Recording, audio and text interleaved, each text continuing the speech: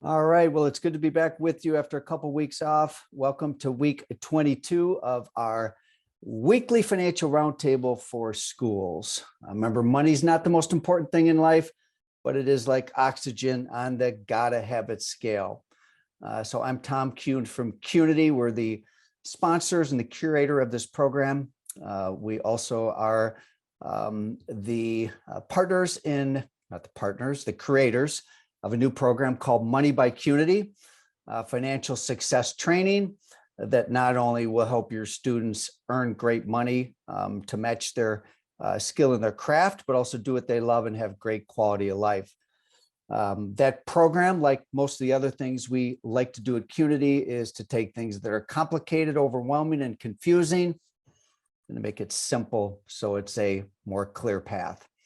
Our approach is to make things simple, visual, and actionable. And we did want to thank you for your time today. To prosper, manage your ATM, your attention, time, and money. We know your attention and time is valuable, as is the currency of money. So thanks for joining us. We hope you have some light bulb moments today. And I do want to celebrate our last guest, which was Win Claybaugh 2 weeks ago. It was an amazing session. You can listen to the recording on YouTube. We covered a variety of different topics, so definitely want to check that out. Today, we're going to have a couple of great guests, and it's also going to be a part of a new series that we're doing to look at beauty and technology. So we're going to be a little more intentional in unpacking what's going on in the world of technology in the professional beauty industry. This week's guest, we have Heath Smith. He's the owner of Ruiz Salons down in Austin, Texas, 2 locations, a very, very successful business. Heath, along with his partner, Alan, have done amazing things. They're market leaders. Heath is also a dear friend. He's also a Qnity coach. And anytime I can get him to contribute, I go for it. We also have joining us Josh Howard, who is the CEO of Vish. If you don't know who Vish is, which is probably very likely because they are relatively new into the school market, not new into the beauty market, but he and Heath are going to help us as we have a conversation about technology, in particular as it relates to hair color, and in particular also as it relates to technology adoption. There's great technologies out there, but adoption of the technology is the lane that we're going to be in a little bit today. So past recordings are posted in the Plan for Profits portal, as well as on YouTube, so you can check them out there. We do have sponsors here, Pivot Point, who are our partners in the Money program. We love our partnership with Pivot Point, and they did really a great job of collaborating with us as we created our new 8-module course for students. Many of you have become a money school. If you aren't yet, you can go to qnityforschools.com and you can book a demo. Also, shout out to Lightheart Sanders, the CPAs. Jarrett has done a great job in benchmarking schools, and I know they work with many of you, so thanks for us being a sponsor of this too. We include a 9-grid here, which is our visual thinking tool. It's a great place to mind map, storyboard, or otherwise take notes during this call of what we hope will be some light bulb moments. So we're going to welcome to the Brain Trust today, Heath and Josh. So let's have you guys come off mute here and invite you to the conversation. Tom, how you doing, Heath? Hey there. Good to see you guys. You as well. Josh, I had you on this morning as a repeat guest in working with salons and spas, and you've been in this market for a while, and you have seen a huge opportunity to bring some of your technology into schools. So just by way of introduction, why don't you describe what Vish is? No problem, man. Thanks again for having me today. Vish was a tool that was created. My brother was a stylist on a salon for a long period of time. He was an educator as well. Our technology is an iPad application that connects to a Bluetooth scale, that connects to the front desk, and that has a web platform that does inventory management. It's a system that tracks all hair color formulas as the stylist is mixing color. We have features built in that eliminates hair color waste. And then we take product charges, push them to the front desk. So the front desk knows exactly what was mixed, what services were mixed, and how much to charge for the extra product, if there is an extra product charge, which there typically should be. And all of that information goes to our web app, where you get analytics on product consumption based on individual stylist or student, and services. And then we take all that information and we do inventory reporting as well. Excellent. Great summary. And Heath, you use the Vish system. And so really speaking to it from, we'll connect the dots to the schools in just a moment here. Yeah. But as somebody that's on the other end of this, Josh is the technology guy here, and then you own Salons. So what does that look like, how it works in your business? Yeah, great question. I guess I would start with why I was attracted to this type of system in the first place is that traditionally, when we look at our largest expenses, you've got definitely payroll and rent, but right after that is for salons is cost of inventory. So cost of retail inventory, cost of back bar inventory, and hair color makes up the lion's share of that back bar part. So that was the number one reason I was interested in that, because of the transparency it could give us in how much product is being used within a given day or a week or a month. And we can link that back to some ratios around color sales. So, and then the other thing I think that is really important is just technology as far as innovation.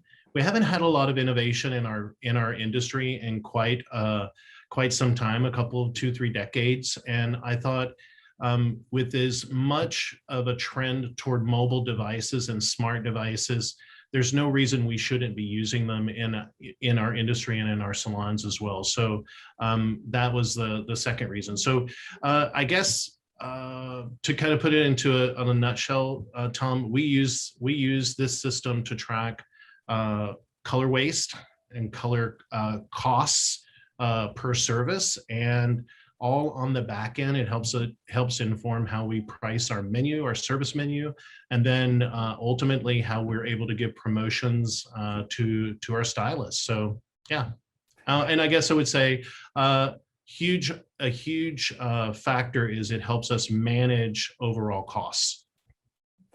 You made some comments about students, Heath, and in the next generation of those entering pro beauty. And you had an interesting thought on that yesterday. It kind of allowed me to reframe my perspective. So you were really talking about your staff, and part of it's like, hey, let's not, this next generation's more tech savvy. And so from your perspective, how does this relate to students? Yeah, I mean, I don't know how long ago it was, maybe 10 years. We started seeing students coming out of beauty schools, and they had an iPad that they were issued with their kit. And, that trend of having a student coming out equipped like that, using technology behind the chair, was quite a shift for us. So when we started talking about innovating, using a new digital color scale that was Bluetooth linked to an iPad that then linked to our software that would help us make better decisions around color and speed up efficiency for the stylist. That was probably one of my biggest arguments in favor of that, because we don't want to be using technology that's old. We don't want to be using manual systems when students are graduating, coming out of beauty school into the salon market, and they're seeing businesses in our market that are using antiquated systems. It's just not very sexy and attractive from a recruiting standpoint. So that was a huge argument that I made with our team, and it really kind of caught them right between the eyes that, yeah, if the students entering brand new into this industry are coming out more equipped and more tech savvy, we better get with it. So Josh, you have installed your system, just ballpark number of businesses? We're at about 1,000 locations globally. We're but 800 of those, or no, but 750 of those United States. We have a small presence in Canada, and then the rest are in the UK. We're in dribs and drabs. We just got 10 salons in Spain. We're a little bit in Australia. So, but our main focus is the American market. So the school market's a new market for you. I think what you've done is you're in maybe just like one school so far, but that's certainly part of what your vision and your plan is, to enter more in the school market. What does that look like for you? Yeah, so I mean, one thing I found quite interesting, I spent a lot of time poring over the data and talking with salon owners, and it's really interesting. New hires and new stylists there's so many hurdles for them. And when they're coming out of school, they overmix significantly more. So if you compare a junior stylist to a senior stylist, they use 2 to 3 times the amount of color. And then you couple with that they're not busy and they don't charge as much. So if you're looking at the profit margin in the salon, it's like every time you hire a junior, it's like, well, cool, we really need this person, but I'm gonna spend the first year losing money. And they know how ratios work, right? They know how to make a formula, but I'm guessing they don't teach it or it doesn't resonate. But I think it's the amounts are really important. So the beauty about our technology is that they're thinking about how much color to mix versus focusing on getting the formula right. So the client outcome is, no matter where you are, is the most important thing, right? Accuracy of colors is crucial. But the amounts, for whatever reason, the students tend to overmix significantly. And I think that's certainly a challenge. Pre-pandemic, we had a dozen schools ready to go. So we had some Summit schools, we had some Aveda schools, and we were just and funny enough, we were just launching our technology, our full suite of software, and really starting to do a marketing push in January of 2020. So the schools, we've scaled the company. It's gone really well through the pandemic because the costing control, and everybody knew that their prices are going up, their costs are going up. They really need to take a look at this. And then with the schools, through it all, I think they were faced with so many challenges that they were trying to just get students back and actually solidify their business. So I think it was just that the timing really went against us. And also, when we were in schools originally, it was a different need, I guess. And just, to Heath's comment, every student has an iPad in the school. And with the way our backend was structured, and we weren't integrated with the software, there was a feature gap. Since then, we've integrated with 10 major POS providers. And we've made changes. It was actually, we were working with an Aveda school in Denver, and we were trying to work through it, but then they had 100 students on 100 iPads that were all syncing at the same. So we actually had to rewrite our syncing algorithm to deal with the impact of schools. So there was just some learning curves throwing at us from schools for sure. Well, to me, the amount of waste is staggering. And Heath, if you look at the life cycle from a student all the way to whatever, and start looking at the amount of waste per person, over their career, and if you're able to get them while they're in school and to really sort of teach and when I'm very transparent to all of everybody that joins us here, and Josh has a product to sell, but he's not here as a sponsor. He's not here as a vendor. He's here as an example of a technology company that's got something that's needed. And I actually want to help Josh out a little bit by trying to find some schools that'll be early adopters in this. So if anybody wants to do that, certainly use the chat, send me a private message or send me an email, whatever, because I think this is absolutely needed. Josh, what would this look like in a school then? I mean, do you see this in the classrooms? Do you see this on the clinic floor, all the above? So the clinic floor, our app, the technology works very well. It works in the clinic setting. Michael Shea, I think he wants to get going in. So yeah, it works very well in the current feature set, right? In the schools, we're looking for people, we have a new platform coming out that we can layer in features quite quickly.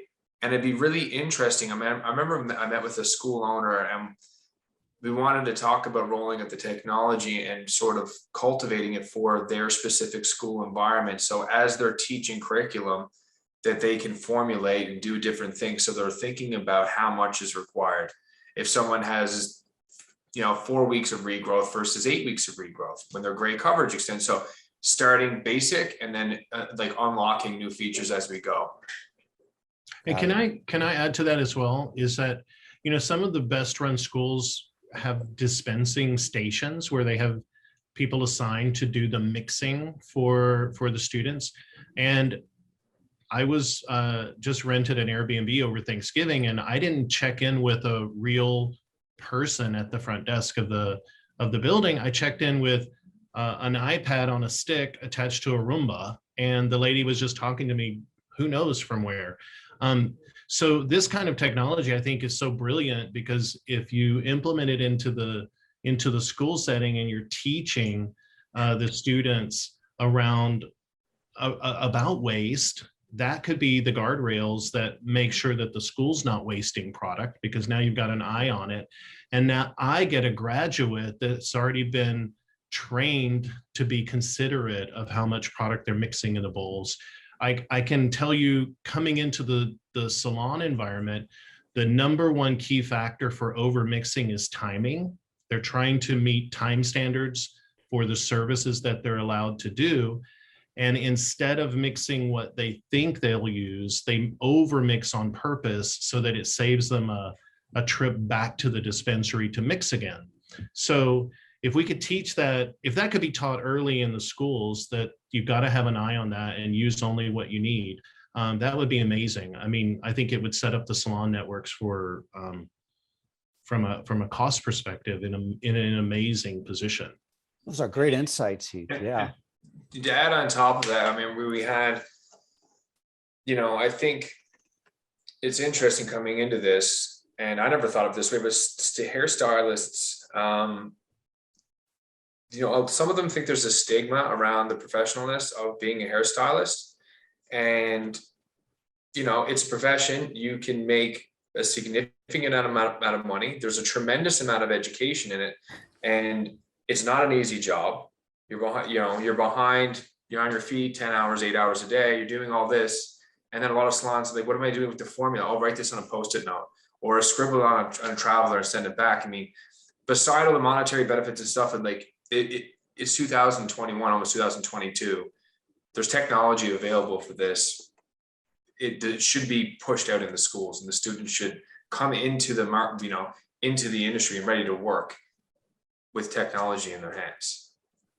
Well, and I would say this is just my experience in all of the schools that we go in and recruit and do career fairs and interact with students. And you ask one question, how many of you want to own your own business? And it's staggeringly in the positive.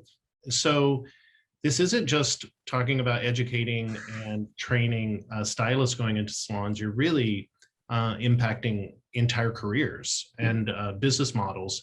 So I just think anything that would help us be smarter and help us be more on top of costs is a win. And I know, Josh, you could talk about the cost savings to the expense up front, but I've found that it pays for itself, I don't know how many times over, 20 times, 30 times more. The cost of it is so insubstantial compared to what you save in product waste. We figured it out. So in a low volume salon, it generates an additional $5,000 per chair per year. And a high volume salon, it generates about $10,000 of additional profit per chair per year. It's a 20x return on investment for sure. The savings are quite staggering, but we're not trying to make money on an individual school or an individual salon. We're trying to take over the entire market. So it's a very low cost of entry to get this technology going. Looking at the school bottom line and, how this is going to affect school product usage and, product usage in classroom and at the clinic floor. Josh, it's probably a little premature for you to throw out numbers on that, but there's got to be a P&L effect for the schools on this. Oh, it's massive. I mean, schools charge less and use more, right? So the waste is actually significantly higher. I just know that the school's main source of income is the tuition, right? Sure. So, but we know that students are wasting a tremendous amount of product, whether they're mixing themselves a dispensary. So that is certainly there. They go through a tremendous amount of inventory. Yeah. Can I make a comment on that? Just, this is a real granular fact because it's just my business alone, but to give you an example, I pulled some data for the last couple of months for partial highlights. So partial foil service in my 2 salon locations, one mixes and per applications around $2.25, which I think is a great benchmark, really cheap to do that service. The other salon mixes at $3.75. Guys, same company, but I have transparency to be able to see the difference in the 2 cultures. The waste, even at $2.25, is still there. That team is wasting 22% of what they mix. So imagine what I could get that number to with a little bit of coaching. And the other one is 34%. Well, we knew that was going to be higher, but there's not another way for us to have that kind of transparency into the costs. And when you roll that up, client by client by client, stylist by stylist, it starts becoming a really big number over the course of a month and a year. I think working with students and working at the sort, I think there's a lot of hesitation from stylists in charging what they're worth and actually making sure that they know that they're making good money for themselves and for the salon. So understanding that, bleaching powder is less expensive than, a direct dye or a tone on tone versus, ammonia free is more expensive. So them understanding that I'm going to be using different ingredients, there's a different cost. So I actually have to charge more for this service. And starting at the beginning of their careers is vital because, like I said, they come into salons and they're running a loss for a long period of time. Imagine if you could remove that variable. Our stylists who come out of our schools, guaranteeing profit from day one. All you got to do is put people in the chair and they know how much to use and what to charge for it. So many different wins around this. And, as I was really approaching this topic and thinking about this session with schools, I really wasn't sure how it all fit together, but the more we talked about it yesterday a little bit, the more I thought about it is that, schools have their own financial model that they're have to work around too. And, really it could be the school P&L could be more positively impacted even than a salon P&L when I start thinking about it, and that's kind of an aha that I'm experiencing just thinking through this, given the state of where they're at in their career, some of the behavior issues that we normally will see by a junior practitioner. So great ahas, you guys. Josh, you one of the other things I love about you is you're a data guy, and you gather data, you interpret it, and certainly the hair color business. There's not many people that really have your expertise in data. So, from a school perspective, knowing what you know about the color business, color trends, a lot of people on this call love data. So, anything you want to share with the group? Yeah, I would say the thing that surprised me about the data, a couple of things, is the variance in how much cost per application you'll see across stylists. And, knowing that 30% of the product goes down the drain. And I mentioned to you earlier that we have this feature called product allowances where extra product charges won't hit the front desk until you cross the threshold of 40 grams for a new growth or $2.75 for a half head highlight.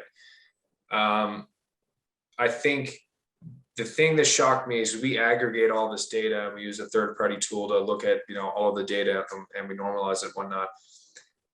We have an initial consultation where we get this product allowances. We ask the salon owners how much they budget, and across the board is 50% of the in the salons, they're over mixing by 50%. So what they think they're using half of that again.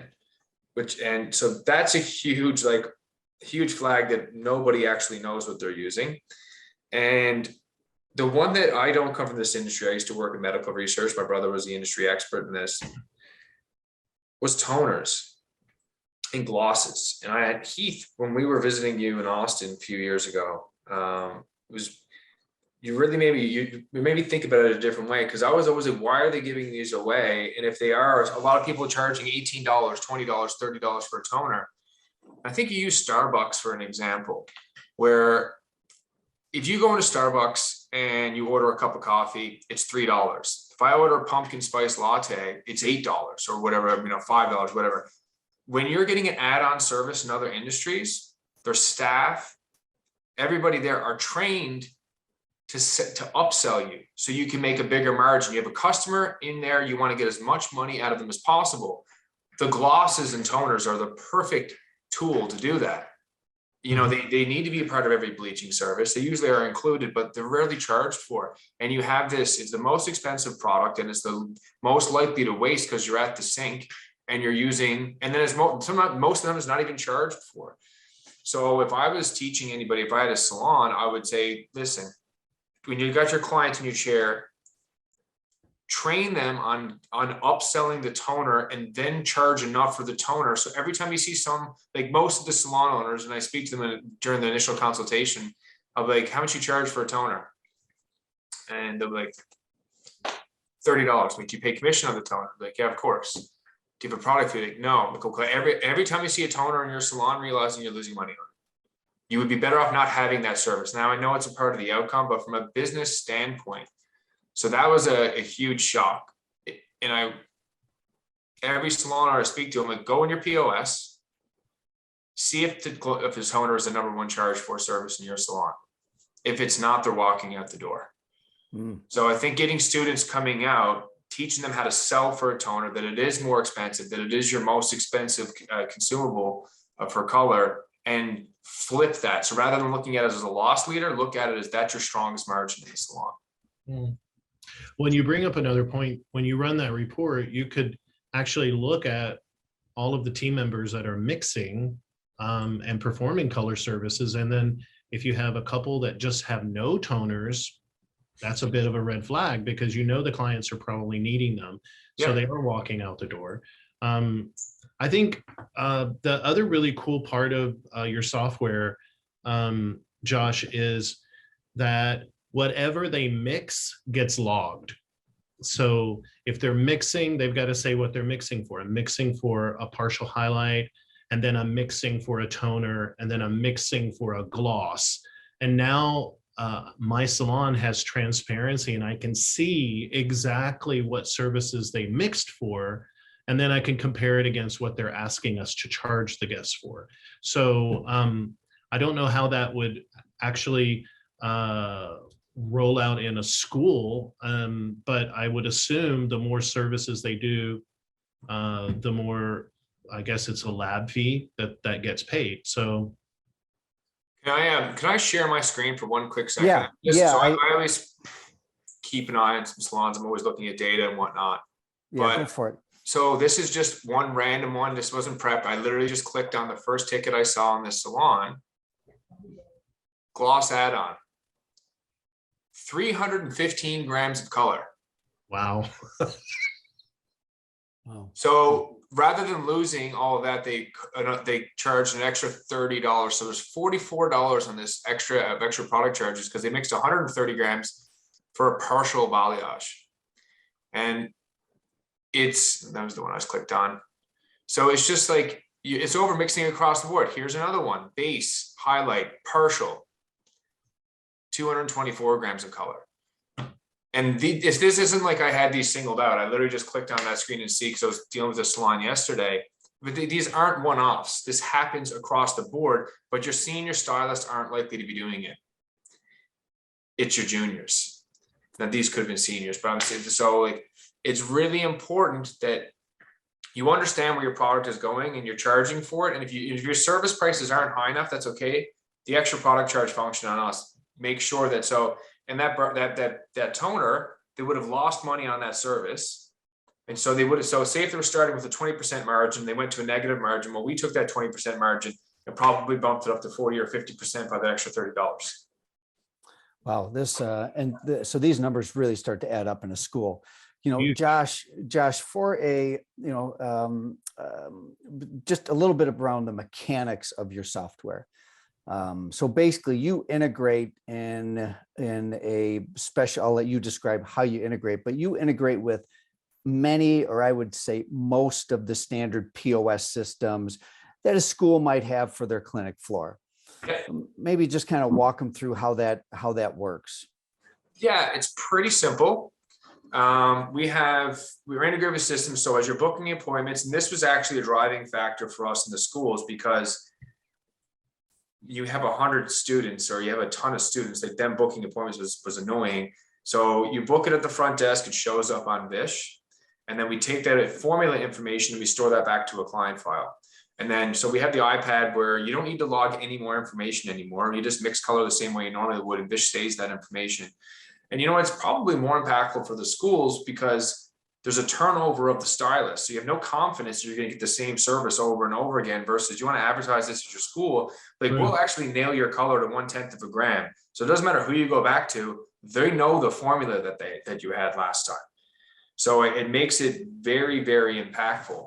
And then all of that information goes to our web platform where all of your inventory is stored, your performance, your employee performance, your student performance, and then you have your cost of application and your waste for each individual service. And the only thing I think you've left out is that if you've overmixed, if a student or stylist, if they've overmixed, when they put the bowl back on the scale at the end of the service and they reweigh it, the system will immediately identify how much they overmixed and then adjust the formula for next time. So when they pull up the client's name and mix from the prior formula, it's been adjusted by how much color wasn't used last time. So it doesn't create a cycle of a continued waste. It actually stops it. And if they mix from that prior formula, they'll be mixing from what they actually used last time, not what they mixed.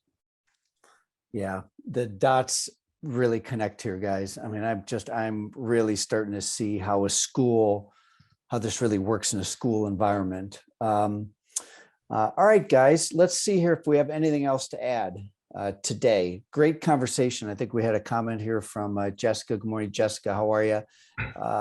Let me just see here what else is going on over in the chat. I just shared my meeting link in the chat if anybody wants to book a meeting directly with me. I mean, we have a sales team, but I'd really like to connect with people, hear what your needs are from a schooling, let you know where we can fit in, and then what we are, because what we're hoping to do in 2022.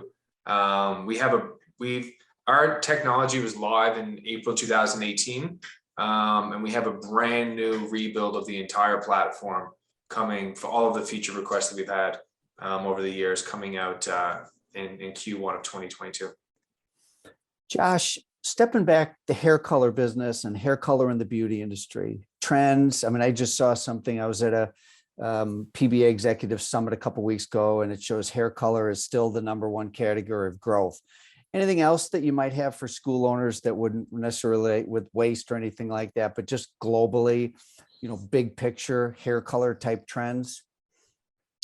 I mean, I would say in the trends that we see across the board is that, booth renting is definitely becoming more popular. People are becoming more independent in what they're doing. And we know there's a lot of commission salons that are adapting to that and giving more flexibility and stuff like that. But I would say that, the hair salon industry, the stylists, it's one of the industries that cannot be replaced by innovation. Lawyers, accountants, other professions, it's much harder to get work because technology fills the gaps. Teaching them to think about them as business owners, whether they're in a commission salon or a booth renting salon, getting to understand the business of the art that they've chosen to get into, because they can do great hair, they can be really great at their craft, but how powerful is it that for them to get out and be armed with like the business skills as well? Awesome. Heath, any final words? No, I don't think there's anything to add. Just maybe an opinion is that I feel like, again, I'll just say it, anything that would help us run our businesses better, we should be utilizing, especially right now. Like I think you said, Josh, we're in a volume business, and if we can save a little bit here and then a little bit there and then a little bit there, it does roll up quite large. Actually I did. The only other thing I was kind of elaborate on is what Josh was saying. Should a client be in the chair and the stylist chooses to mix more, just to clarify, the system will identify once they go above the allowable amount of color to be mixed for that service. So the salon usually has a standard 40 grams, 80 grams. Once that's over mixed, then the system flags that and lets the salon know that they should charge that client a little bit extra, and it will give you the exact dollar amount to add to the ticket. So if you're utilizing that, that's something that we're putting in place for 2022. Post-pandemic, we raised prices. We did, and we added a wellness or a safety fee. We added that to make sure we were shoring up profitability. And this is the one thing that we can do now that isn't touching raising prices. It isn't touching that administrative fee that we're adding to every ticket. This is a unique client by client because you said we need to mix this, and now it's being added. And that doesn't have to flow through the normal P&L through commission, payroll, or anything like that. It goes right back to replace the cost spent on color inventory. So I really love that. I love that feature as well. And just one more point on that, and I talk to a lot of salon owners, and they always say, I have an extra product charge. I have an extra bowl charge. We're really good at that. But we know that they forget to charge that, or they don't want to charge it. Or if they do, well, what is an extra bowl of color? Is an extra bowl of color another 200 grams for a toner? No, it should be 20 grams of color. So the extra product charges work alongside the extra bowl charge that you currently have, because you should standardize how much they can use for the service, but you should also standardize how much they can actually use for that extra bowl of color. And anytime they overmix, the client just picks it up, and you can start rewarding your clients. They come in every 4 to 6 weeks and charge them what they should be charged. And the ones that come in at 8 weeks or 12 weeks that do need more color, just charge them that small incremental cost that was required to do their hair. Because the way the industry currently works, what I've seen is that the people that come back more frequently, your best customers, are being penalized because they got to cover the cost of the people that come in less frequently. Gentlemen, great to spend time with you.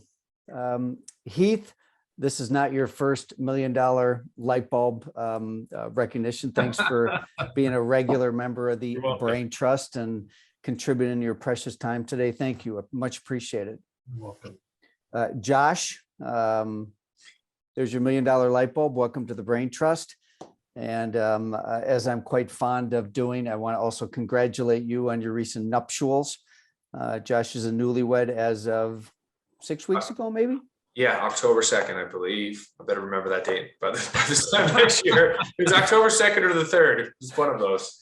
Awesome. Well, it's great to have you with us today. And I did not mention Josh is a Canadian. He is up. I was corrected in terms of a reference. I referred to the province that you live in as a maritime province, and it is not. So if you want to maybe say where you're from with this group. We're currently in St. John's, Newfoundland, where the technology was born from. I live in Toronto. We have offices all over, but we are the furthest, we're the most easterly point in North America. Wow. All right. Gentlemen, have a good rest of the day. Let me see if I have any final words here before we wrap up and send all of you on today. So certainly, Vish, I think Josh would have put something in the chat there. We did have Josh and his brother / partner as guests on October 7th. So if you go to our YouTube channel, you can look at October 7th. They go through a little bit more about some of the metrics. This is some of their branding and what have you, hair color, waist, et cetera, et cetera. So these are the kind of things that were in a previous roundtable we already did. We didn't repeat that today. So that would be October 7th would be the date if you search on our YouTube channel. Thanks to Heath and Josh for joining us today. We hope you had some light bulb moments and you look at hair color and hair color waste and the hair color business a little bit differently as school owners and managers. We do hope you'll be a money school in the future. You can book a demo at qnityforschools.com. Closing thoughts is all progress starts when you tell the truth, and some of the truth as it relates to technology and hair color and waste are things that I think are important conversations. So we will be with you again next week on the roundtable. You guys enjoy the rest of your day, and thanks for joining us today.